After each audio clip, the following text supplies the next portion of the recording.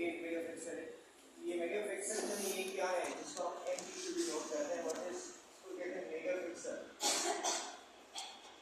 ये क्या आता है मेगापिक्सल? पिक्सल क्या है? पिक्सल जो है this is unit of image या यूनिट ऑफ डिस्प्ले, ये this is a unit of energy, energy की यूनिट में भी आ जाता है। तो असल में ये होता है कि बहुत सारे पिक्सल्स आपकी उसकी पॉइंट ऑफ व्यू से आईटी या computer science point of view, बहुत सारे पिक्सल्स जब आप मिलाते हैं तो एक पिक्चर या उससे एक वीडियो बन जाती है। बहुत सारे पिक्सल्स जब आपको पता होगा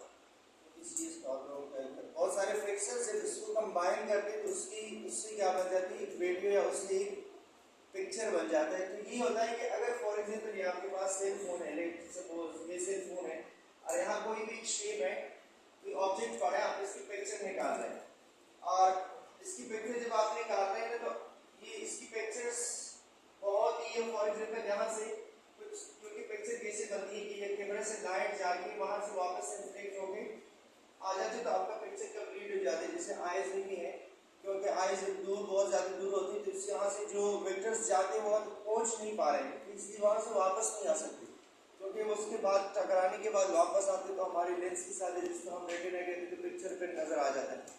अगर बिल्कुल क्लियर पिक्चर तो इसका मतलब है कि बहुत सारे रेस जा रहे हैं, अगर कम रेस जा रहे हैं तो इसका मतलब है कि आपका जो पिक्चर है वो ज़्यादा क्लियर नहीं होगा। तो उसको फिर हम इसके लिए वर्ड भी हम और भी यूज़ करते हैं, आप इसमें आप सर्च भी कर सकते हैं, उसको हम कहते हैं आइगन फेसेस। आइगन फेसेस क्या होता है? जिस बिल्कुल पिक्चर जो डेम होता है, जो क्लियर नजर नहीं आता, उसको हम आइगन फेस कहते हैं, जो बिल्कुल डेम होता है। तो क्या करते हैं हम आइगन वेक्टर के जरिए हम क्या करते हैं, फॉर एग्जांपल यहाँ से आपने पिक्चर निकालना है और जब जैसे ही मेगापिक्सल इंक्रीज होगी मतलब यूनिट ऑफ एनर्जी, जितनी unit of energy per unit point पे एक्सर्ट कर रहा है उसको हम पिक्सल कहते हैं। उसको हम जैसे जिस तरह की आपकी प्लांक्स कांस्टेंट या प्लांक्स का एक नाम सुना होगा किसी में, प्लांक्स का इन्होंने एक लॉ पेश किया था कि बॉडी से जितनी भी एनर्जीज होती है पॉकेट की शक्ल में जा रहे होते हैं, चाहे वो लाइट की हो या बॉडी की, जब भी एनर्जी जाती है तो पॉकेट में चल रहे हैं। तो कैमरा से जब लाइट जाती है तो ये लाइट इसकी एनर्जी को रिप्रेजेंट कर रहे हैं। यहाँ पे अगर ज्यादा इंसर्ट करें तो क्लियर पिक्चर होगा। मेगापिक्सल का मतलब ये होता है जितने इसकी मेगापिक्सल या उनकी नंबर ऑफ रेज बढ़ रहे हैं तो उसका पिक्चर क्लियर होगा, नंबर ऑफ रेज जब डिक्रीज हो रहा है तो उसका पिक्चर क्लियर नहीं हो गया। आपने जैसे कि टेलीस्कोप देखा होगा, मतलब उसकी 1 किलोमीटर तक रेंज है तो उसकी ज़्यादा दूर पर वो आपको इस तरह से क्लियर नहीं शो कर रहे। तो इसकी क्या मतलब होता है कि फॉर एग्जाम्पल यहाँ से आपके शेप यहाँ पे पड़ा है लेकिन इसकी वेक्टर के लिए यहाँ तक है, आगे वेक्टर जा नहीं रहा, जब नहीं जा रहा यहाँ पहुँच नहीं पा रही पिक्चर नजर आ सकता है, फिर नहीं आएगा ना। तो हम क्या करते हैं, हम इसकी इस वेक्टर की लेंथ को हम इंक्रीज करते हैं। फॉर एग्जांपल ये वेक्टर है 5 मीटर, हमने इसकी लेंथ इंक्रीज की और हमने इसकी लेंथ कर दी सपोज 10 मीटर, इसका मतलब है 2 टाइम 5 मीटर मैंने इसकी लेंथ की, डबल टाइम मैंने इंक्रीज किया। तो जो डबल टाइम मैंने इंक्रीज किया इस 2 को क्या कहते हैं, इसको कहते हैं आइगन वैल्यू। जितनी टाइम मैंने इंक्रीज किया और पहले से जो वेक्टर है ये आपका क्या हो गया, आइगन वेक्टर हो गया, जो हमने उसकी लेंथ में इंक्रीमेंट की, इसकी लेंथ को जो मैंने इंक्रीज कर दिया क्योंकि मैंने कहा इसको यहाँ तक पहुँचाना है ताकि वो चीज़ क्लियर हो जाए। या मोबाइल की सिग्नल है, सिग्नल क्लियर नहीं आ रहे यहाँ पे, तो क्या करते हैं, सिग्नल को क्लियर आने के लिए उनकी जो लेंथ है वेव्स की उसको हम चेंज करते हैं। तो चेंज करने के लिए हमारे पास फिर क्या होता है और क्लियर हो जाता है। या जितनी भी फेसेस या आपके, क्योंकि जो साउंड पहले साउंड आता है फिर उसके बाद शेप आ जाता है, जैसे कि आपके केबल ऑपरेटर में, केबल ऑपरेटर जो होते हैं उसको क्या करते हैं क्लियर करके, या केबल खराब है तो उसमें पिक्चर नहीं आ रहा था क्योंकि उसकी वीडियो पिक्चर्स या वीडियो जो होती है पिक्चर्स होती है उसके अलग आ जाते हैं और इसी तरह से साउंड अलग होता है। तो इनको क्लियर करने के लिए हम इनकी लेंथ को इंक्रीज करते हैं। तो ये लेंथ इंक्रीज का मतलब क्या होता है, ये आपका आइगन वैल्यू है या आपका आइगन वेक्टर। और क्वेश्चन किस तरह से है, अगर इसकी लेंथ में इंक्रीज आ रहा है किसी मल्टीपल टाइम, इसका मतलब ये आइगन वेक्टर है और इसकी आइगन वैल्यू है। अगर नहीं आ रहा है तो इसका मतलब है कि this is not eigen vector. For example मैं एक एग्जांपल लेकर आऊं, ये कोई स्पेस है, लेट दिस इज 1 -2 3 4, मैंने कोई स्पेस बनाया, this is any space A and B is equal to, मैंने पर कोई भी वेक्टर लिख लें, आप लिखेंगे कि V is an eigenvector or not, eigenvector of A, space जो है इसका A नाम है, eigenvector of A और नॉट, ये इस A स्पेस की eigenvector है या नहीं।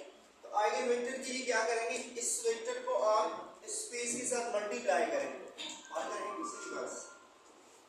इस वेक्टर को मल्टीप्लाई कर लें। क्या इससे वापस 2 - 1 पॉसिबल है, क्या आ जाए, ये वेक्टर पॉसिबल है वापस।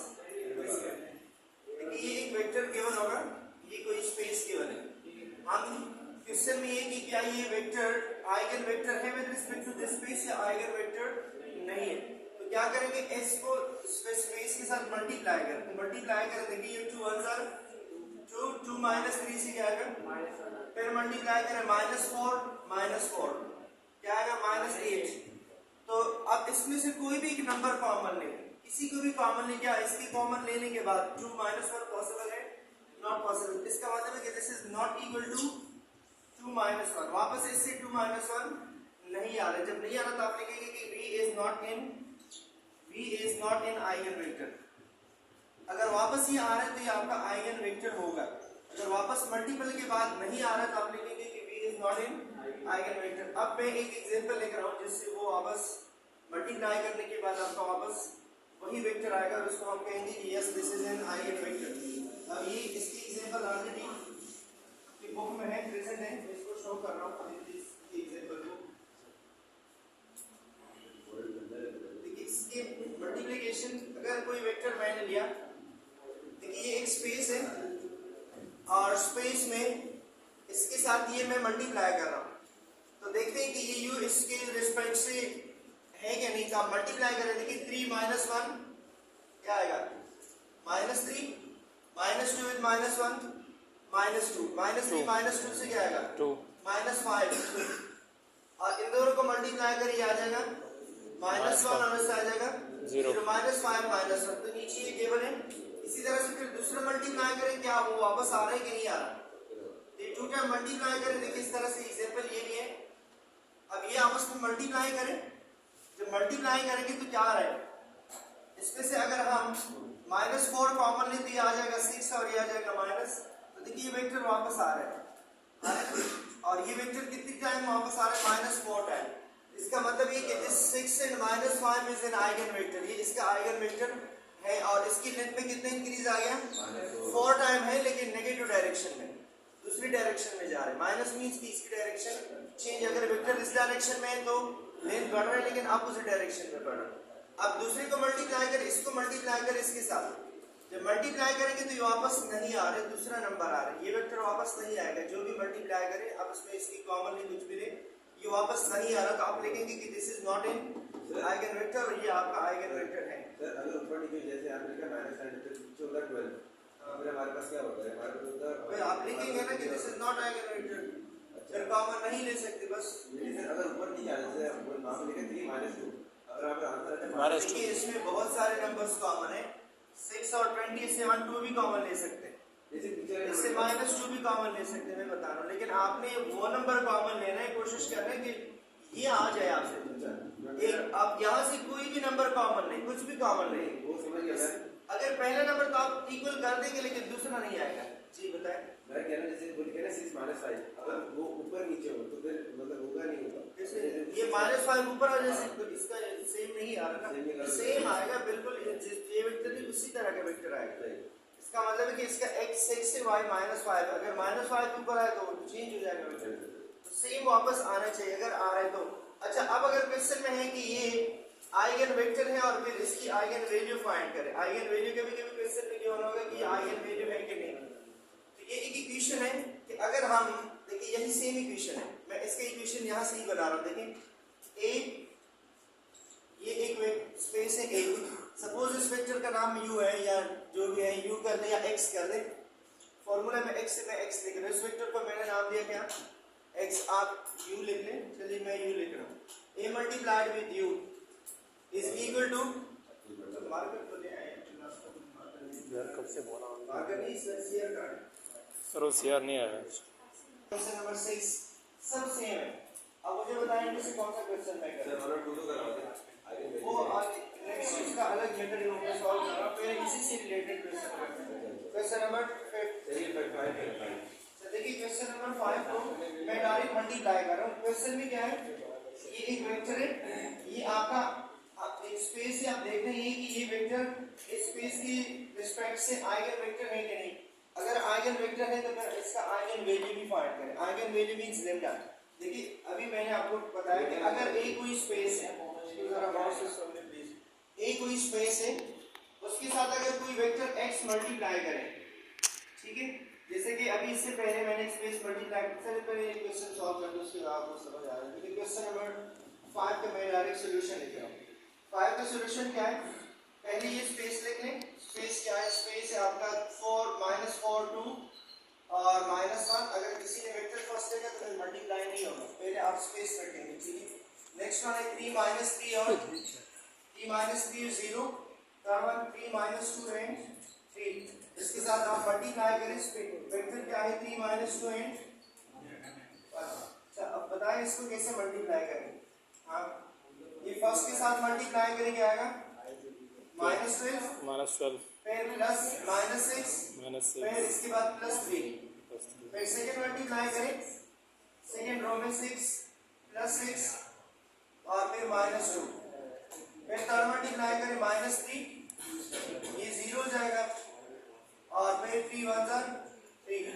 अब इसको जब कॉमन लेंगे या 8 सब्ट्रैक्ट करें, पहले 8 सब्ट्रैक्ट के बाद ये क्या आएगा, 8 सब्ट्रैक्ट के बाद आएगा -12 -6 -18 प्लस 30 आ जाएगा -15।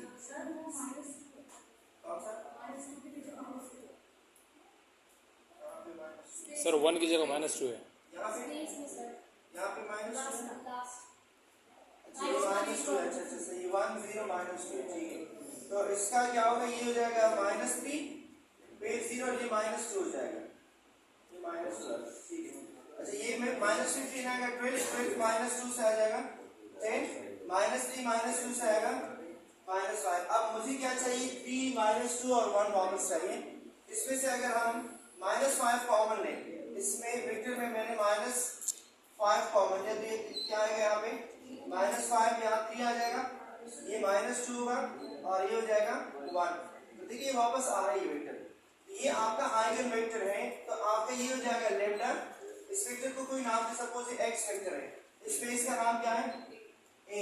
तो देखिए a के साथ जब मैंने क्या मल्टीप्लाई किया x, तो a के साथ जब मैंने x मल्टीप्लाई किया तो वापस क्या आ रहा है, ये आपका हो जाएगा लैम्डा और ये आपका आ जाएगा वापस x। लैम्डा का मतलब क्या है, आइगन वैल्यू। जो मल्टीपल कॉमन लिया आपने, जो नंबर आपने कॉमन लिया वो आपकी आइगन वैल्यू है। जो वेक्टर आया वो आपका आइगन वेक्टर है। अगर कोई ऐसा वेक्टर आ रहा है जो कॉमन लेने के बाद भी ये वापस नहीं आ रहा, इसका मतलब ये आइगन वेक्टर है नहीं। और जब आइगन वेक्टर नहीं होता तो उसका कोई आइगन वैल्यू भी नहीं होगा, ठीक है।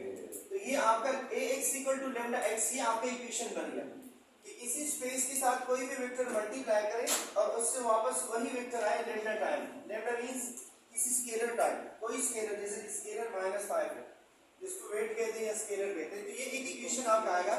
अब इस इक्वेशन को आगे हम सॉल्व करेंगे। देखिए ax = λx, ये इक्वेशन है आपका। इस इक्वेशन को यहाँ शिफ्ट करें क्या आएगा, ax - λx = 0।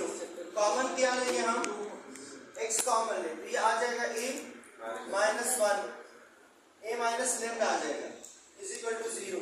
अब a जो है आपका a क्या है, a आपका स्पेस, ये एक मैट्रिक्स है और लैम्डा जो है ये आपका एक स्केलर नंबर है।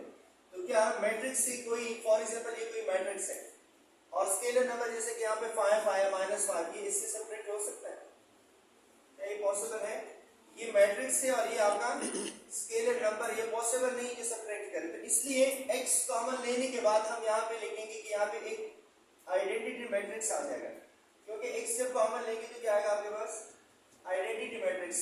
ठीक है, यहाँ पे भी आइडेंटिटी मैट्रिक्स लिख लें, लेकिन इस आइडेंटिटी जब a से मल्टीप्लाई करेंगे वापस ये आएगा, क्योंकि ये तो मैट्रिक्स है ना। और यहाँ पे आपका मेन इक्वेशन जो बन जाएगा, दोनों साइड x से डिवाइड करें तो इक्वेशन क्या बनेगा, A a minus minus lambda I lambda is I equal to 0. 0। अब इसके थ्रू जो है हमने ये क्वेश्चन सॉल्व करने हैं। ये जो आप ऊपर क्वेश्चन नंबर 2 और क्वेश्चन नंबर 3 सर रीजन कहते हैं x को उसके रीजन कहते हैं कि आपने x को डिवाइड करा दिया उसको क्यों नहीं कराया हमारे फ्रेंड का इसको तो a minus lambda I को जब डिवाइड करेंगे तो x equal to 0 आ जाएगा। आपने तो वेक्टर को 0 बना दिया। सर मैं अगर इसको इसका मतलब ये नहीं है, इसका मतलब ये होता है देखिए जब भी दो नंबर मल्टीप्लाई करेंगे और 0 आ जाए तो इसका मतलब है कि या a is equal to 0 है या इसका मतलब है कि a is equal to 0 है या x। लेकिन x तो अगर आप 0 लेंगे, x तो एक वेक्टर है, अगर आप एक 0 लेंगे तो 0 की लेंथ में क्या इंक्रीज कर सकते हैं? 0 की लेंथ में तो हर दफा इंक्रीज कर सकते हैं। फॉर एग्जांपल मैं एक वेक्टर लूं x0 तो किसी भी मैट्रिक्स के साथ मल्टीप्लाई करें वापस 0 आएगा कि नहीं आएगा? चाहे इसके साथ मल्टीप्लाई करें क्या आएगा आंसर वापस? ये तो हर किसी से ही आएगा। तो इसलिए इसके कंसीडर करने की जरूरत ही नहीं है हमें। हमारा मेन इक्वेशन क्या बनेगा? ये भी इक्वल टू 0 है और ये भी इक्वल टू 0 है। इसका मतलब ये नहीं कि मैंने डिवाइड कर दिया, इसका मतलब है कि फर्स्ट टर्म भी इक्वल टू 0 है या दूसरा टर्म इक्वल टू 0 है। क्योंकि a dot b is equal to 0 जब भी आ जाए तो इसका मतलब ये कि या a इक्वल टू 0 है या b इक्वल टू 0 है। इन दोनों में एक मस्ट 0 है, इसलिए मल्टीप्लिकेशन से 0 आ रहा है। अगर दोनों नॉन 0 आ जाए तो 0 कैसे आएगा? फॉर एग्जांपल मैंने इसको भी नॉन 0 किया, इसको मैंने 3 किया और इसको मैंने 5 किया, तो क्या इससे 0 आएगा? नहीं आएगा ना। इसका मतलब है कि आपने ये 3 किया इसको 0 रख ले तो क्या आएगा? 0। या इसको कोई भी एक नंबर दे दे, सपोज मैंने 50 किया और इसको मैंने 0 रखा, फिर भी क्या आएगा? तो या पहले को 0 रखेंगे या दूसरे को इसकी होगी, इसकी मल्टीप्लिकेशन से 0 आ रहा है तो या x 0 होगा या ये 0 होगा। अगर x 0 आ जाए तो इससे कोई फर्क नहीं पड़ रहा, ये काम का हमारे काम का नहीं है। क्योंकि 0 जब आ जाए तो 0 वेक्टर तो किसी से भी मल्टीप्लाई करें वापस वही आ रहा है। तो 0 वेक्टर तो है ही आइगन वेक्टर, क्योंकि 0 वेक्टर के लेंथ में कितना इंक्रीज करेंगे? फॉर एग्जांपल 0 0 और इसको मैं 20 टाइम 0 0 लिखता हूं तो इससे कोई फर्क पड़ रहा है? वापस 0 0 आ रहा है। तो 0 वेक्टर तो आइगन वेक्टर ही है, लेकिन आइगन वेक्टर उसकी जितनी भी उसकी लेंथ में इंक्रीज करेंगे वापस 0 वेक्टर ही पड़ रहा है, कोई इंक्रीज ही नहीं हो रहा है उसकी लेंथ में।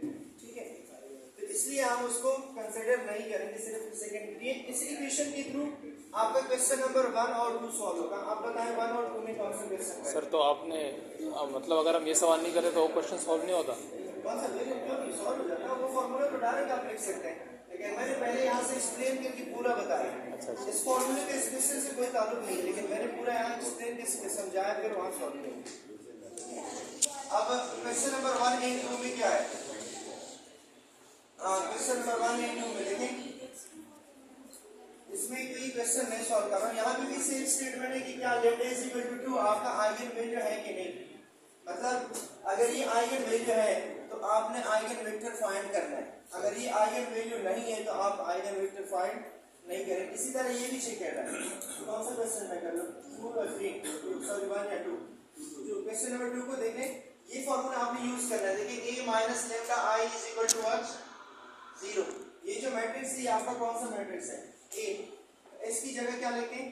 -1 6 4 और 9। माइनस लैम्डा की वैल्यू क्या है? एक माइनस फॉर्मूले की माइनस है, एक लैम्डा की वैल्यू क्या है? और i का मतलब है आइडेंटिटी मैट्रिक्स। अगर ये 3x3 है तो यहाँ 3x3 मैट्रिक्स बनाए, 2x2 है तो यहाँ पे आप 2x2 मैट्रिक्स बनाए। तो ये इस मैट्रिक्स को हम लिख सकते हैं आइडेंटिटी मैट्रिक्स। अब ये जाएगा आपका -1 4 6 9, माइनस माइनस आ जाएगा प्लस। अब 3 मल्टीप्लाई करें, 3 1 3, ये 0 हो जाएगा 0 और 3 इज इक्वल टू 0। अब इन दोनों को ऐड करें, -1 प्लस 3 2, 4 प्लस 0 4, 6 प्लस 0 6 और 9 plus 3 is 12 is equal to 0।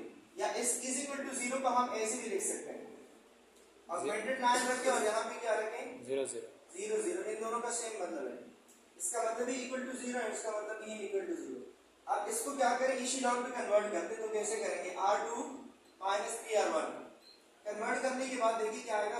2 4 0, इसको कर ले 6 माइनस 6 0 12 माइनस 2 3 से मल्टीप्लाई करें, 3 4 12 12 माइनस 12 ये तो सॉल्यूशन क्या आ रहा है?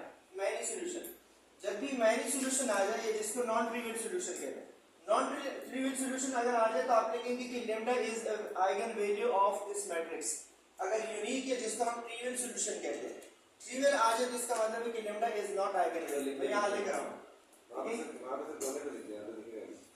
यहाँ पे मैं लिख रहा हूँ if system has non trivial solution, if system has, जब कन्वर्ट करेंगे उसके बाद has non trivial solution, non trivial means many solution या many solution, then the given lambda is,